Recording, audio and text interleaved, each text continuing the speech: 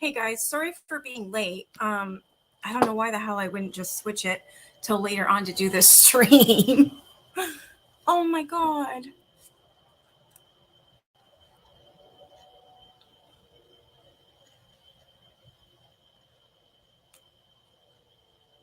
Don't be sorry to me. I'm sorry for you. I'm so sorry, Sayla.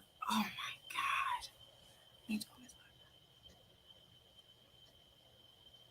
Yeah, she's like your child. I completely understand. Don't worry about tonight, please.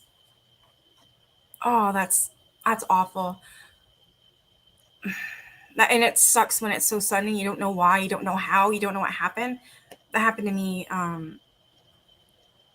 Uh, like 10 days before my son was born, so I was so pregnant. I came home and my cat was underneath my kitchen table and he wasn't with us anymore. And I don't know what happened. It devastated me.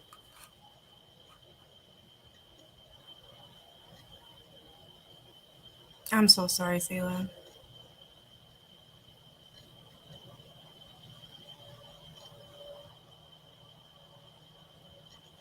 Hey, Estella. Hey, Autistic. Hey, Brenda. Hey, Jesse. Hey, SD. Hey, Mama 3. Hey, Teresa. I was supposed to be live at 7, but my stupid ass knew I had to go out, right? With my son. And instead, I don't know why I didn't switch it. I have a horrible memory, but I've got an excuse. I had a stroke and COVID brain. So I'm glad I got an excuse. I forget everything.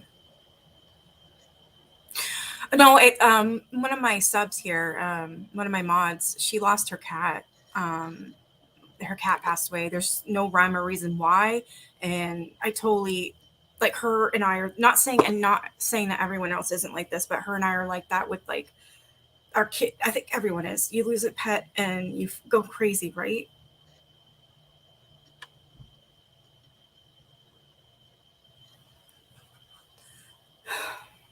It's just awful because you don't know what happened. You don't know why. I totally understand. No, I hope she doesn't come back here because I don't want her to be like sad or anything. Thank you, Estella. So sorry, guys, about this. I don't know why I wouldn't. I don't know. I can't. I don't really have an excuse.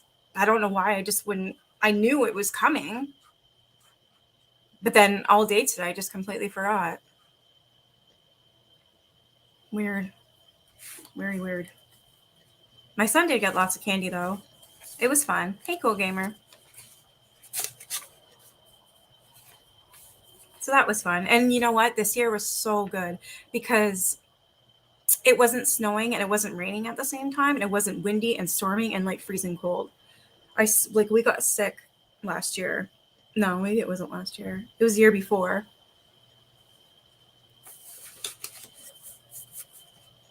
Um, this year it's actually quite nice out. Surprisingly, I think this is the first Halloween in a long time it's been really good out.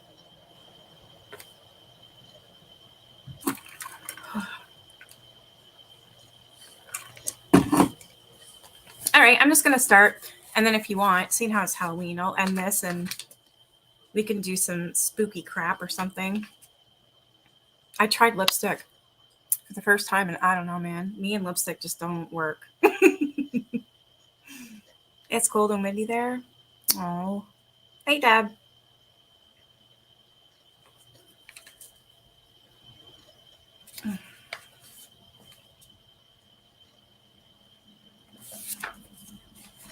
It's all quiet now. Everybody's inside the house. Nobody's doing anything.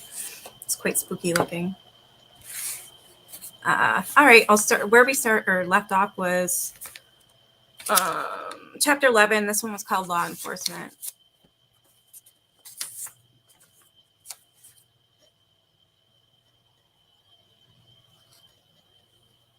All right. It's hard to get back into it again. I'm just gonna kind of read what I did last time.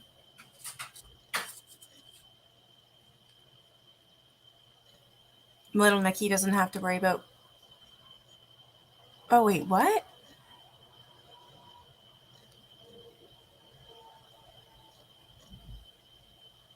I knew it. I knew autistic. When we were in Jesse's stream, I knew that's who she was talking about. I knew it because I was watching. I went over to Michelle's live because she said she was going to cook that oyster soup or whatever. And I went over there and looked. And then I didn't see Nikki say, I don't want to be a mod or anything. But it was weird how she was a mod over there. I'm like, huh? Okay. And then she said on Jesse's stream that she didn't want to be a mod anymore. I knew exactly who she's talking about. So she's angry and she modded a bunch of people, including little Nikki, and she's making threats to really. Yeah, it's too dark. I need like a pink or something. So little Nikki doesn't have to worry about getting booted. Okay. All right, Autistic. You have a good night. See you later. I don't know. She wouldn't get booted from here. I think she's talking about Michelle Goes Live, you know?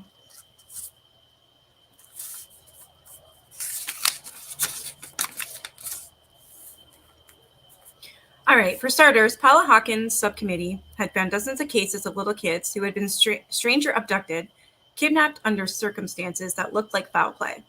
Yet when they started to call FBI field offices around the country to see how these cases were being handled, they found out that the Bureau wasn't doing anything. It wasn't involved. That was news because, according to the Federal Kidnapping Act, if a missing person had not turned up in 24 hours, then it was assumed that they had been taken across state lines, which was when the FBI would get involved.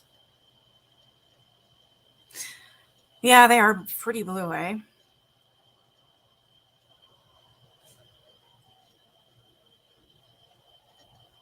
I think I'm finally going to get my hearing aids on, I don't know what's it, the first week of November, I think. I have it written down anyways. So it'll be the first week. And I need two, not one. So clearly, because I was saying, I only assumed I needed one. It was for my left ear, right? So I was talking to the girl and she's like, no, you're getting two. I'm like, but I heard one. She goes, that's exactly why you're getting two hearing aids. I started laughing. Just like, screw you. But she's right.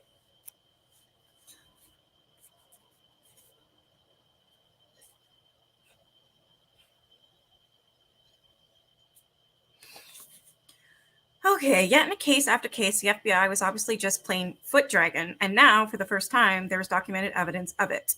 The subcommittee had also learned about the case of a little kid who had been killed in the Midwest under circumstances similar to Adam's murder.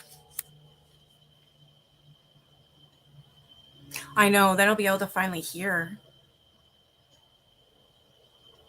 You can kind of tell I don't really feel like reading. I know I don't, but I'm going to read just a little bit and then, I'll finish this chapter and then move on to something else. Oh, yeah, I say this chapter. Holy crap. It's like a novel in itself. How? Jesus. All right.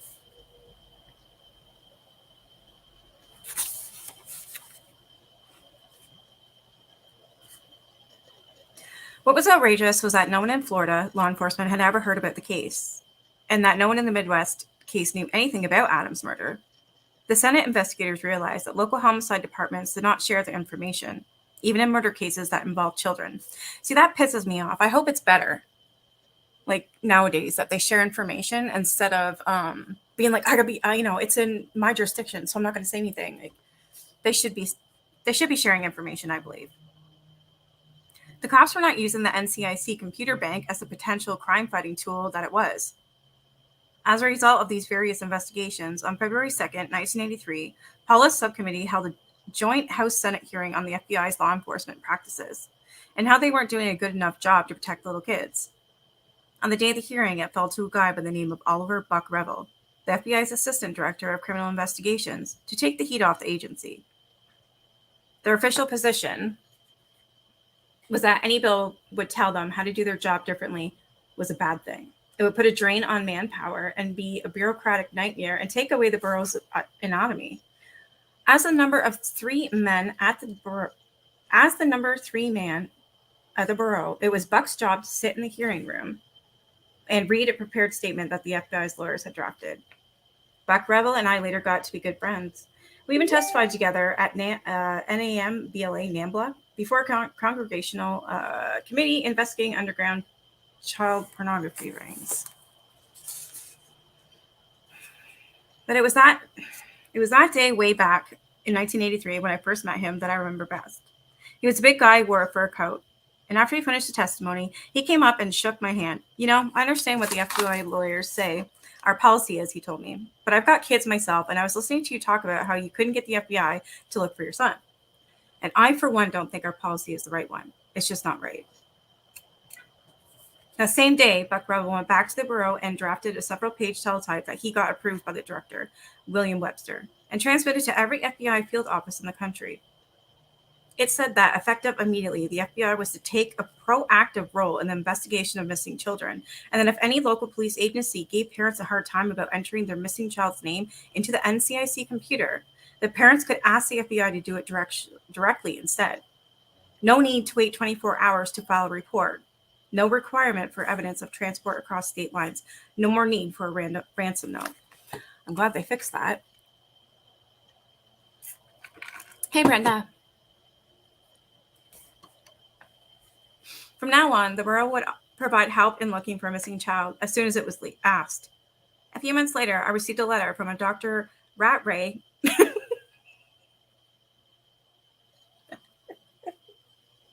What an unfortunate name.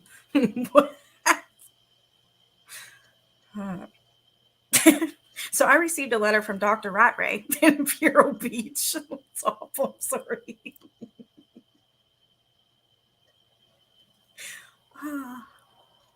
A few weeks earlier, the man's son had been out playing on the front lawn when a stranger came by and abducted him. The doctors had called the FBI immediately, and this time agents jumped right into the case. Within hours, they found the little boy and brought him home to his parents. Okay, that's awesome. Deb, want to ask something? Oh, what did you want to ask, Deb?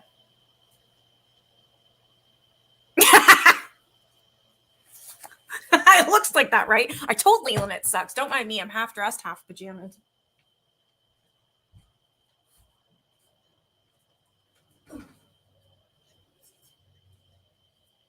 Oh, seriously? I need that chair. No. You go right there. Thank you. It's fake cobwebs with little ghosts and spiders hanging from it. Oh my God. Seriously, Claire? Okay, go in the window. There we go.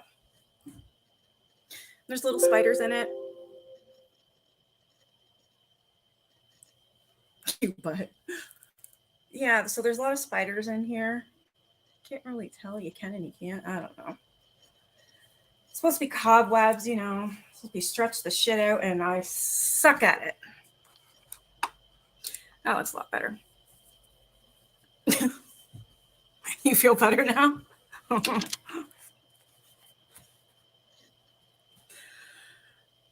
Shit, where was I? Later on, I talked to an FBI agent about how they captured the guy. The agent said that they had tracked him down on a golf course. And in some gunfire, the guy had been wounded. By the time the agents reached him, he was begging for a doctor. An FBI agent leaned over and said that if he didn't tell them where the little boy was, that he'd let him bleed to death right there on the green. The guy did reveal the location, and that's when the agents found the little boy not far away, locked inside the trunk of a car. Son of a bitch. I'm glad he was found. But I think the only reason why that child was safe is because the guy was bleeding. He would have bled to death. Like, I'm glad he was saved. As far as anyone knew, this was the first case affected by the FBI's change in policy, and the dentist from Vero Beach, Mr. Rattray. I feel like that's like, I don't know, made up. Rattray? Like, that doesn't... And the dentist from Vero Beach, was Mr. Rattray, was writing to thank me for my point in saving his son's life. For my part in saving my son's life. Saving his son's life.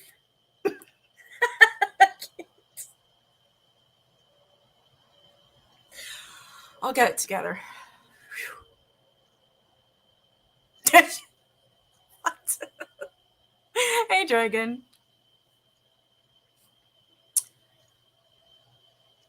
There's only one trick-or-treater. Yeah, it got dark really quick here. Everyone's inside.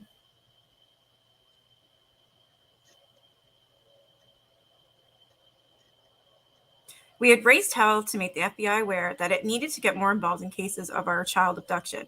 Now that it had, my war with the Bureau was officially over. From here on in, the FBI and I would be allies. What'd she say? Does who have a portable potty chair?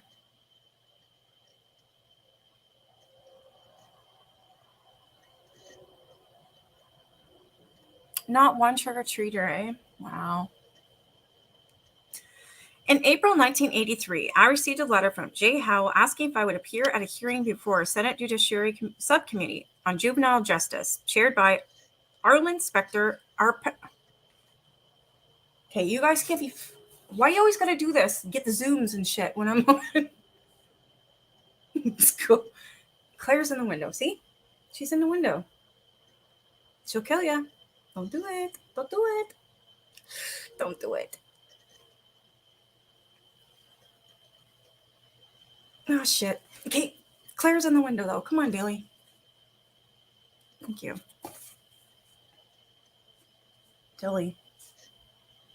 She's gonna get you. I'm so sorry. She's gonna come up and try and sit with you. Don't punch her. I think Deb's been drinking.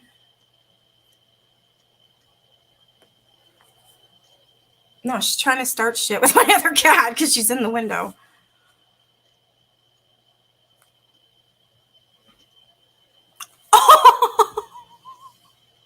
Oh, Deb.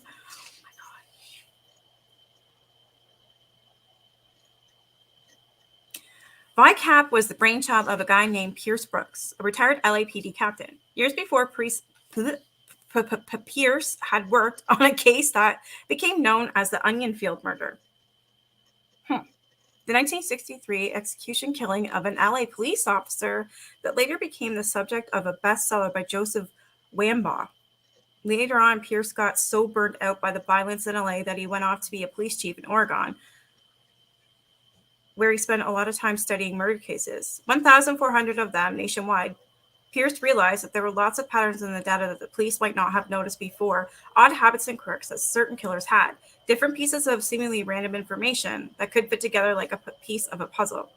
That gave him the idea that if a computerized network could be set up that contained specific information about these apparently unrelated murders, then maybe the cops could prevent a lot of horrible violent crimes before they ever took place. Pierce and the other people who had been working on the idea wanted to start a nationwide computer system that would keep track of all kinds of information about violent crimes, detail it and catalog it so that the FBI's behavioral psychologists could use it to put together profiles of the worst of the bad guys, then relay them to local police departments. It made a lot of sense to people on the Hill that this type of criminal was in the same sick bag as serial child killers and molesters. The subcommittee wanted me to talk about the fact that many victims and pattern murderers were children, and about how law enforcement could help prevent some of these crimes with the use of centralized system. John, it would be really helpful if you would be able to make a plea for the VICAP tracking system. Jay wrote me a letter and dated April 27th. I believe that most people in America believe that we already have such a system.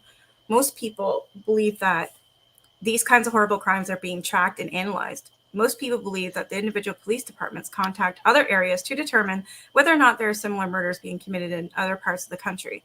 Most people believe that nationwide teletype alerts are actually read by other police departments. As you know, all of the above are not true.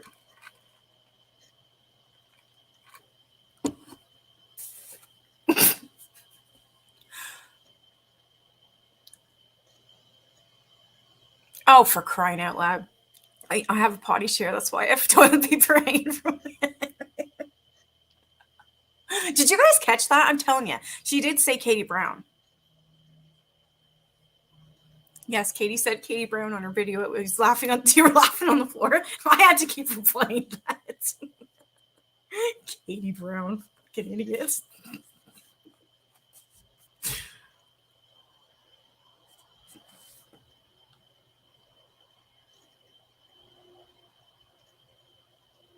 On July 12, 1983, I went up to Washington and testified before a Senate subcommittee in support of a few $1 million in funding from the government to set up VICAP.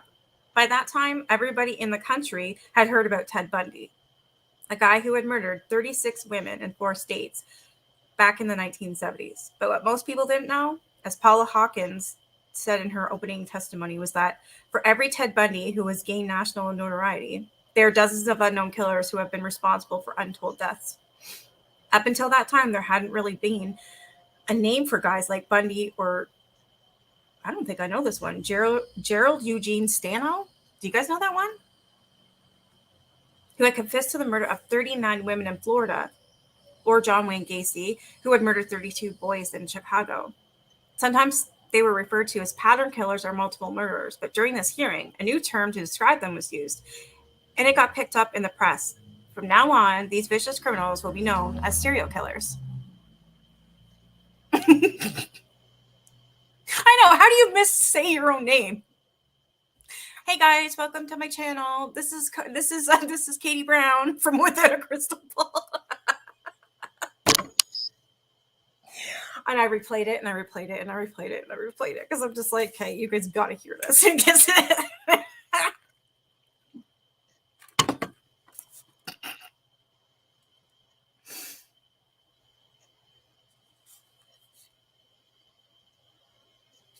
A woman named Anne Rule, which happens to be my absolutely all-time favorite author. She's now passed away. She's now passed on. She's passed away now. But Anne Rule, oh my God, I love all her books. I have every single one, I think, except 2. Yes, but here. Come on. Here, get down there. Why is it every time? Seriously? Claire, come on. Go see Leland. Go get Leland. Okay, you put your ass in my drink. Go there. Don't pff me. No, you can't have that. I don't think so.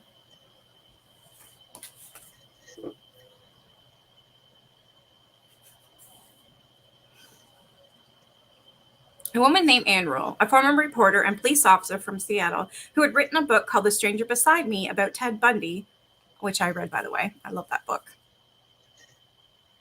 Also testified about what she had learned from studying more than 1,000 murders nationwide. The serial murderer is a relatively new breed of killer in this country, she said, usually a male who roves from state to state, killing one victim after another. Most serial murderers select a particular category of victims, usually women. In some instances, the victims are children. These killers are ruthless, conscienceless, and invariably cunning. Thanks for becoming a member, Estella. Thank you. Oh my God, she wishes she was Katie Brown. The stupid part is that she posted the video anyway after she edited it. Exactly. She edited it and she still posted it. She wants to be Katie Duggar Brown. You know that? She does. She's not all there. Another person who was testified at the hearing was Roger DePay, who since 1974 had headed up a project at the FBI's training academy up in Quantico, Virginia. DePay was an FBI behavioral scientist and told the committee about how his group analyzed the characteristics and behavior patterns of these serial killers. DePay was one of the real pioneers in the field.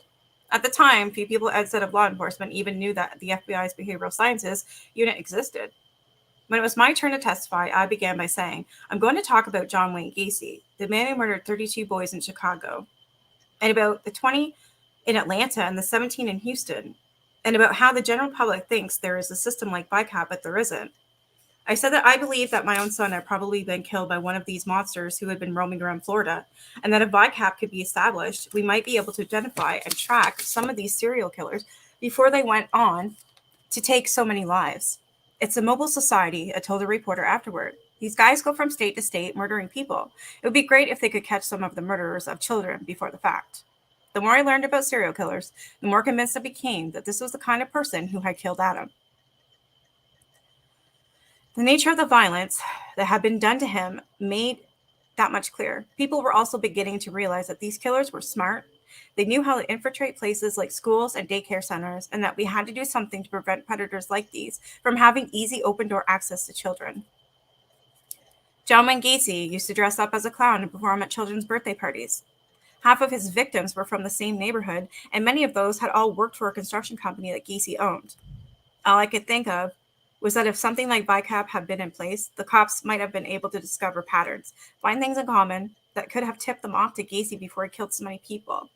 As for Adam, there was no way of knowing if VICAP might have saved his life. But after the hearing, even Jack Hoffman, HPD's lead investigator in Adam's case, admitted to the Hollywood Sun-Tattler that local police departments didn't always use existing teletypes to share information on most wanted criminals. Anytime you store information in a central bank, Hoffman said, it gives the investigator that much more tools to work with.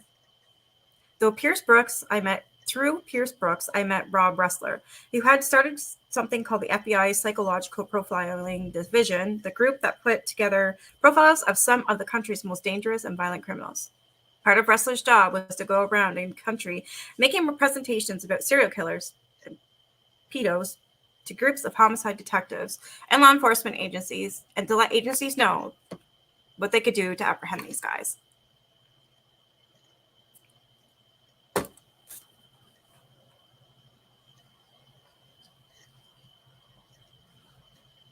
Oh, thank you, Estella. Oh, the kid was a puppy?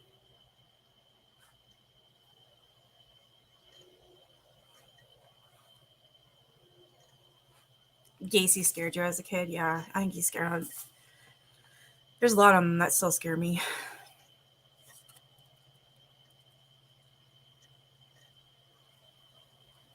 Oh, so you weren't really up to date about KJ and stuff? You even listened to me and talk about KJ. And I apologize, guys, for the videos that I've been making. It's my own fault. I should have watched them back. What I normally do is I'll do a video and just put it out. It's completely raw. It's no editing, no nothing. Thing is, I should have really looked at it because they fucking suck. So from now on, I will use my laptop. I won't use this computer I'm on right now. You damn right. You're going to read it. I'm going to go live again after this. I'm only going to read a little bit, and then we'll go live and do like spooky stuff. Well, thank you. Well, happy birthday to your great grandmother. Aw.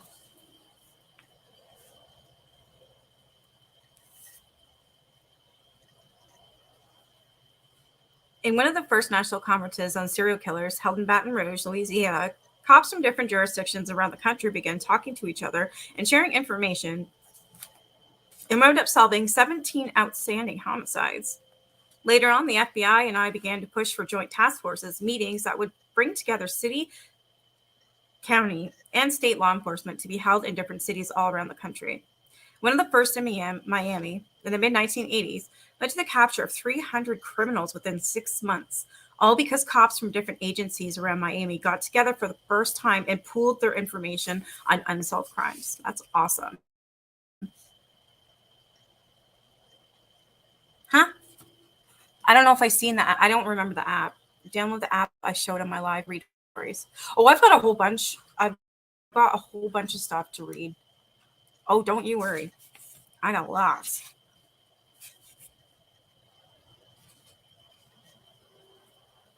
As part of that effort, I went to the FBI's training academy in Quantico and started making appearances with Ressler around the country, talking about child corn, serial killers, and peas. When Ted Bundy's or John Gacy's or the Green River murders were happening, cops in other jurisdictions weren't necessarily even aware of the crimes. So I began by talking a lot about the lack of shared information. Why didn't homicide cops from different areas talk to one another? Why didn't they put information into the NCIC computers? Why did they resist working with the Bureau? All we were trying to do was let homicide cops know that if a woman had been trussed up and barbecued in their town, it might not be an isolated case. Ew.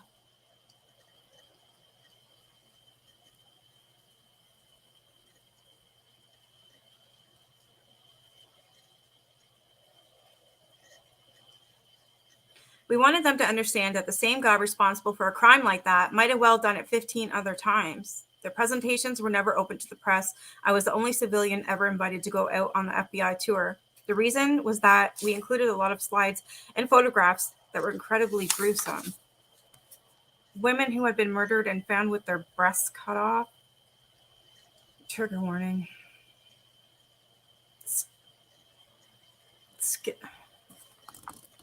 Skinned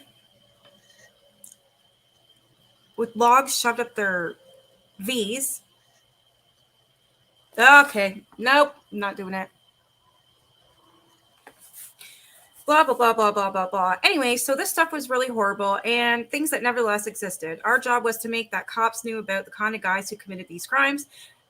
They were out there hurting women and children in a terrible, imaginable ways. I did not want to read that.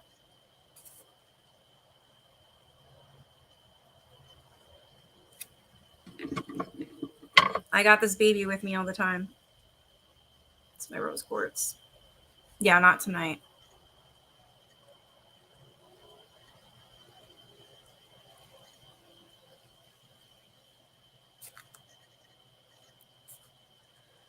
Why was I doing all of this? Because I knew that Adam's murder was not an isolated case, that it was not a rarity, and that it hadn't happened in a vacuum. People knew that Adam's murder because of all the publicity that had surrounded it.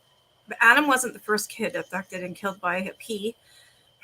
As anyone had to see were a few samples from some of the confiscated films and videos that Wrestler and I included in our...